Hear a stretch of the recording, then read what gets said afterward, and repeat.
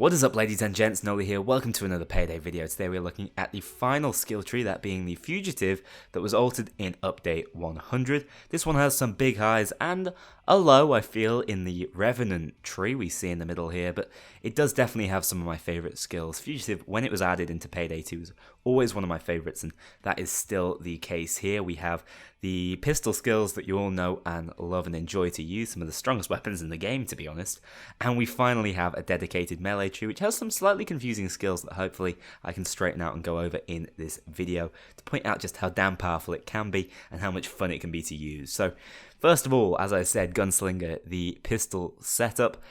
Equilibrium, same name you guys are used to, slightly different abilities. It's going to give you a increased weapon swap speed by 80%. When it comes to pistols, plus you get 8 weapon accuracy. Now, not all your builds are going to need this, but generally 8 accuracy is going to be pretty decent for your pistols, so I do recommend acing that one out. Now, for this example I'm giving, I'm going to suggest that this is a pistol main user, so I'm going to have a Kimbo primary as well. Again, we don't need any skills anymore to pick up any of the equipment choices, and that includes a Kimbo weaponry.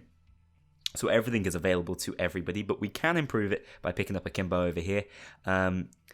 By basicing it and acing it out, we get an additional 8 stability on the stability penalty. And the main reason why we're going to want to go into this anyway is because you actually get that 50% increased ammo capacity, which is fantastic for the Baronetties. So next up we have Gun Nut. Giving you increased magazine sizes for your pistols by 5 and an increased rate of fire. Again, this is a no-brainer. It's going to work on the akimbo pistols as well, I do believe, and it's very cheap, you know. It's only 6 points overall to pick that up.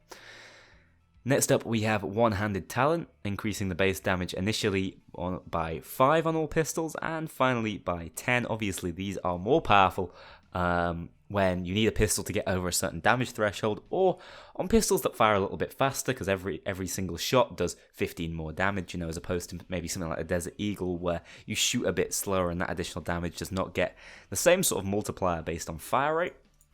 So I think most of our builds are still going to ace this one out if we're using pistols. Next up we have Desperado. Interesting skill, and it's one of the more annoying ones I feel, because I feel you have to basic this out because acing it is always worthwhile. It's going to increase your reload with all pistols by 50%. To basic this one out, you get each successive pistol hit gives you a 10% increase in accuracy bonus for 10 seconds, stacking up to 4 times. So increasing your accuracy potentially by a maximum of 40%, and probably based on the fire rate of most pistols and the way they are used, you're going to have this accuracy bonus at most points in time. It's not incredible, but it's not bad. So as I said, we're going to have to ace this out, if only to get into that reload speed. Next up we have an interesting skill, Trigger Happy. This skill has existed in the game in a while, and it's been one that's never been very well covered. Pistols have always been strong enough without the damage bonus you get from it. And I think on top of that, it was in a really awkward place in the Fugitive skill tree once upon a time. It's very difficult to get to. Yes, you might have been building into things like Sneaky Bastard and Low Below, but then it just felt like you ran out of points at that point to put it into this sort of skill. So what this does is for every hit you get with a pistol, you get a 20% damage boost, stacking up to 4 times and lasting for 2 seconds. But we don't want to think about that 2-second time. That's pretty much useless. Instead, I'd look more to the acing of this one out, giving you that damage boost duration for 8 seconds. 10 seconds, I should say, which is pretty damn good. Basically, if you're using any sort of relatively fast fire rate pistol that has a relatively large magazine size, which you should be doing, now you picked up all these fantastic pistol skills further down, you're always going to have additional 80% damage bonus. That's the way I see it, and the pistols are going to be even stronger. So Trigger Happy is a much better skill than it once was. Definitely worth picking up, I feel, on most pistol builds. Just think about how quickly something like a fast-firing akimbo weapon is going to build up this Trigger Happy. It will be really powerful. Now, as I said, one of my least favourite skill trees in the game is Revenant. 9 lives, however, is not a bad skill. Basicking it, it's going to increase your bleed out health. Not bad, not great either, but it's only 1 point. But if you only invest 4 points into Revenant, you get the ability to get down one more time before going into custody. Once upon a time, 9 lives, I believe, that part of it cost 4 points, or maybe even more. I can't quite remember thinking back, but it was a skill that people still considered, because on some difficulties it really is worthwhile. But but it was way too expensive. Now it's much cheaper and can fit in many different builds, and it's really good for those harder difficulties where you expect to go down a few times. And as you can tell, that is basically the concept of the Revenant skill tree. It's the main reason I don't like it. Who wants to be rewarded or saved for going down? It's not fun. It does have Swan Song in it though, which has always been one of my favourite skills. Next up we have Running from Death. Both these skills have similar functions, Up You Go and Running from Death. I think I have a preference though. You reload and swap weapons 100% faster for 10 seconds after being revived, which can be useful. Imagine you've been down with a pistol out and you're running an RPG secondary, and the problem is there's a number of shields or there's a bulldozer in front of you. You get revived and suddenly you have this increased weapon swap time to deal with them even faster. Furthermore, if you choose to ace this one out, you will move faster by 30% for 10 seconds after being revived. Now, Up You Go is, as I said, a very similar skill. If you choose to base it this one out, you get 30% less damage for 10 seconds after being revived. But if you ace it out, you get 50% of your maximum health being given to you after you get revived. Now, there are much better revive skills back in Mastermind if you want that. Most of the time, that 50% is not going to be worth anything. There's going to be ways to regenerate yourself either in your perk deck, in the equipment you bring, in the equipment your teammates bring, in assets. You know, I really don't think that is worth 4 points. So what I'm actually going to do here is I'm going to ace out Running from Death, because I do think that being able to run away after getting revived can be quite important, and the weapon swap speed is not bad at all. And then I'm actually just going to basic out Up You Go for that increased damage resistance, which is not bad. Next up, we have Swan Song we're going to take a look at. So, Swan Song is basically what it used to be. Instead of getting down instantly, you get the ability to keep fighting for 3 seconds with a 60% movement penalty. If you choose to ace this one out, it increases the duration of Swan Song by 6 further seconds. And ammunition won't be depleted while it's active. It's the same as it always was, but really, really good skill, which is a bit annoying to me because I always used to pick it up in my sort of Fugitive, Dodge, Crit builds. And now it's going to be a little harder to, because I have to put some form of investment in one of these skills. That's not entirely true, in fact. What you could do, if you want to avoid these weird reviving skills, you can just ace out 9 lives for that really useful another down option, and then ace out Swan Song and just leave Revenant alone after that. I think those are the 2 key skills, and you can go from one to the other, so that's not too bad now I think about it. Next up, we have Feigned Death. Now, if you're going to go for this playstyle, you may as well pick up this. What Feigned Death is when you get down, you have a 50% chance to be instantly revived. Aced out, it's going to give you a 45% chance to be instantly revived. That is actually really quite good. Almost half the time, every time you go down, you're going to be revived by that. And I think that's all you're going to need if you're going to go for this sort of revive playstyle. 9 points invested in playing with worse teammates, I suppose, or, you know, going down more frequently. It's not bad. But I don't like leaving my success in a mission up to luck. But I have had some pretty lucky occasions with the old self-revive perk. I think that was 9 lives once upon a time, wasn't it? I can't actually remember. I've completely put away the skills in the back of my mind that used to be in the game before update 100, so really can't remember thinking back. Finally, we have Messiah. Now, Pistol Messiah, the predecessor for this skill, used to be actually a really fantastic option for the pistol users. In fact, it was pretty exclusive for pistol users, and it was a very unique way of being able to get yourself back up from going down. I much preferred it to something like Feigned Death, because it wasn't based around chance. Now we have Messiah, wherein if you fall into bleed out, you can revive yourself by killing an enemy. You have 1 charge, and that is all you're going to get, even if you ace this out. However, if you do choose to ace this out, your Messiah charge is replenished whenever you use a doctor bag. Now, I don't know, I find this one really hard. If you've got loads of doctor's bags, it's going to be alright, and you just have to kill an enemy with any weapon. It doesn't specify pistol anymore. But I feel that if you've gone into Feigned Death, you've got 45% chance to revive anyway. Do you really need to put any more points into this? For it to be worthwhile, you need to ace it out, I would say. Just having 1 chance to get yourself back up in a mission doesn't seem all that good. But then it's 12 points to get the Messiah charge, and you need to use a doctor's bag. So how many times do you think you use a doctor's bag per mission? Maybe once, twice? That means you have 3 charges overall. It's not bad, but it's not fantastic either. I'm actually going to decide to, for right now, not put any skills into Messiah. You know, there's definitely still options with it. It's not a terrible skill, but I'm not a fan of this playstyle particularly anymore, and I'm not going to touch it here. What I am a fan of is the Brawler skill tree. So here we have Martial Arts. You take 50% less damage from all melee attacks. because of training.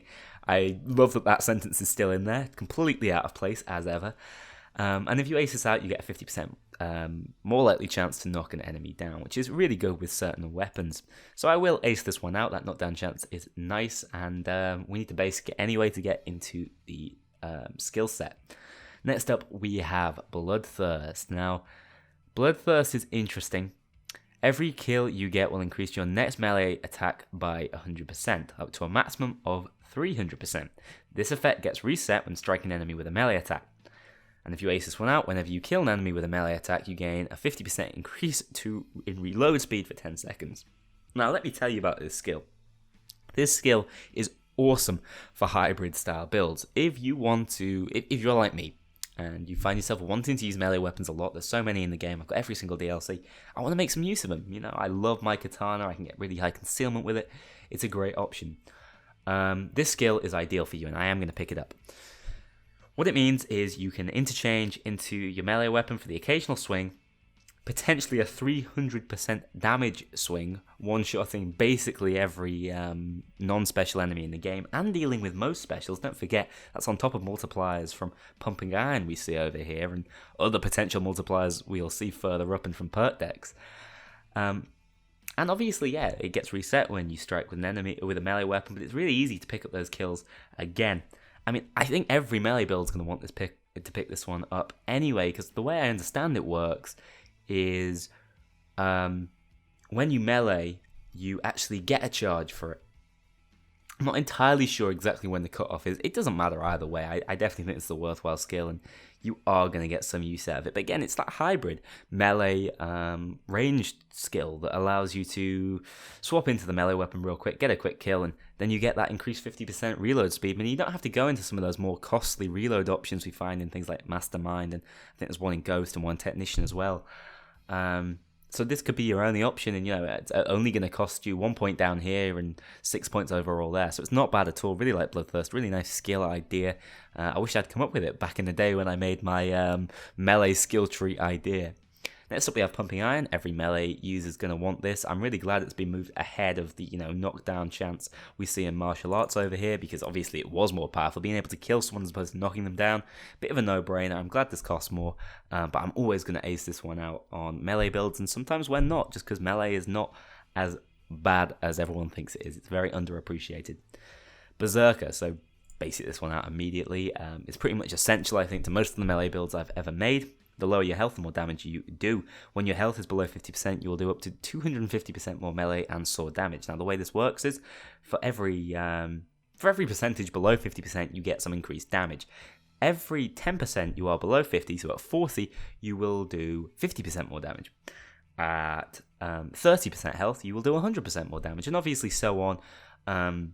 Until you get down to basically 1 or roughly 0 health, where you're doing 250% more melee damage and basically one-shotting everything. And again, that's an accumulating multiplier with something like Bloodthirst. It's a cool skill. And if you are going for that sort of Bloodthirst hybrid setup, and there is going to be a build coming out showing this, the sort of close quarters melee gun wielder, you're going to want to ace out Berserker, because when you're at long range, shooting with your ranged weapon, the lower your health, the more damage you'll do with that as well, up to 100% with your ranged weapon. So I think this skill synergizes really nicely with certain setups. Certain shotguns do really well with it, and I've always liked Berserker, and the skill's not really been changed. I don't know why I'm going into it in such detail, but there is a sort of reason when we get up to Frenzy in just a second. Now, Counter-Strike's still terrible. Not going to lie to you. If you've got cloaker problems, head on over to the Technician skill tree and take a look at Surefire and Body Expertise. You want to look at my Technician video, that explains why that's a good combo against cloakers. But basically what this one means is if you're charging your melee weapon, you will counterattack enemies that try to strike you, knocking them down, not dealing any damage. Now, it can be alright for melee users that have real problems with cloakers. They do. If you're going to use only melee weapons, Counter-Strike is basically necessary. But if you're going to be using varied weapons, there's no great point. I personally think that maybe putting 3 points into this can be worthwhile for meleeing, but the ability to counterattack cloakers and their kicks is just not that great. It's a gimmick for 6 points. Alright, it's fun to mess around with, but I won't recommend it on most of my builds. Finally, though, we have Frenzy, an absolutely awesome skill that is quite complicated, not the easiest to understand, but what you do have to understand is it has incredible synergy with Berserker. I've tried and tested it. So you only get 30% of your maximum health, that sounds terrible, and cannot heal above it, but you take 30% less health damage and healing received is reduced by 75%. If you ace this one out, as I will recommend you should, health damage taken is now reduced by a further 60% and healing received is reduced by 50%. Now there's a reason for this. The reason why you want this sort of skill, you want to cut your health down and make yourself a little tankier, is to make use out of Berserker. It does synergize. Berserker does not base itself on how full your health bar is. It instead bases it on your health based on your overall maximum health bar. So something like this that artificially lowers that health bar will proc Berserker. At 30%, so when you're at full health at the start of the mission, you're going to get 100% more melee damage. You're going to do double damage with your melee weapons. That is pretty insane, especially on the heavy hitting melee weapons. And like I said, that multiplier is going to go on with all of these. And you take reduced damage. So good. It is only health damage, so it's not armor damage, but it is definitely going to mean that 30% is not going to feel as detrimental to you. And what you could do is go for a really nice sort of armor regenerated build, so that health pool is relatively well defended. The ideal, right, would be to run this skill, to get hit about a little bit, lose your armor, take a few shots, and go down to maybe 50% of the 30, and then you're doing like maybe just under 200% melee damage, so way more than double. And you're basically impenetrable because you've got great armor regeneration, and if they do break your armor, your health is going to go down very, very gradually. I love this skill. It's the sort of thing that I've tried to do before with Berserker, but now it properly facilitates it, and it's an adrenaline style of playing. You know, it's like putting the red tear stone on in Dark Souls. You know, what it does is it means that you want to be on very low health, but when you are on low health, you do ridiculous damage, and with melee weapons, you've got to be in the enemy's face as well, so even more frightening. Really love this skill setup, really love the Brawler tree. It's exactly what I wanted in the melee tree and goes really nicely with some of the perk decks that have some melee focused skills. I think Sociopath is probably the one that I'm thinking of that I'd like to try it out with. Like I said, Revenant, not my favourite skill tree, and Gunslinger is exactly what I'm sure most pistol users wanted, and Trigger Happy now feels like a much better skill. Multipliers are all over the place, and the game feels like way more of an RPG. Let me tell you, not only to you guys, but also to Overkill, I absolutely love these skills. I think the design behind them is phenomenal. I think the way they have been executed and implemented in game, and the way they don't seem to be bugging out at all, is incredible. What I don't love is that the game's become a little easier than it once was. So, if you ask me, you guys have a choice.